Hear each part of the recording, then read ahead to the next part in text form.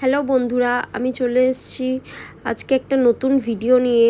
কালকে আমরা গেছিলাম শ্যামসুন্দরী মায়ের কাছে। এই মন্দিরে যেতে গেলে কিভাবে যেতে হবে, কখন যেতে হবে, সব কিছু আমি তোমাদেরকে জানাবো।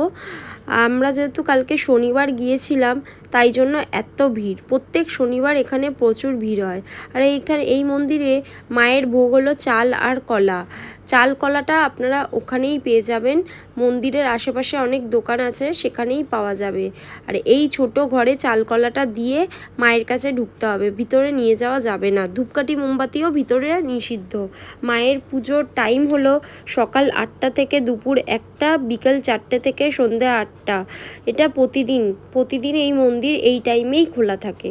এই টাইমে আসলে সবাই অঞ্জলি দিয়ে পুজো দিতে পারবে ভালোভাবে। আমরাও খুব ভালোভাবে মাকে দর্শন করেছি।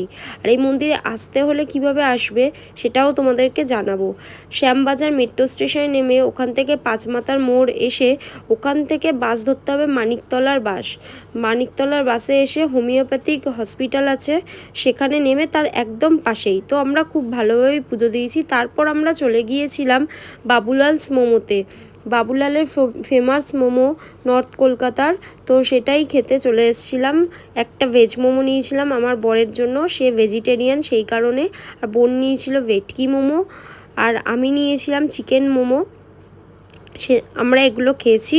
তারপরে গিয়েছিলাম তৃপ্তি স্ন্যাক্স বারে, সেখানে গিয়ে ছোলে বাটোরে নিয়েছিলাম। 4জন গিয়েছিলাম, যেহেতু বোন, আমি, ভাই আর আমার হাজব্যান্ড, তো আমরা 4জনে এটা শেয়ার করে খেয়েছি। তারপরে গিয়েছিলাম বাগবাজার ঘাটে একটু বসেছিলাম। নর্থে আসলে তো মনটা একটু ঘাটে যাওয়ার জন্য চায়, তো সেই কারণে এসেছিলাম। তারপর ভাবলাম অনেক রাত হলো, তো যেমনি ভাবনা তেমনি কাজ। তারপরে বাড়ি চলে আসলাম, বাড়ির দিকে রওনা দিলাম।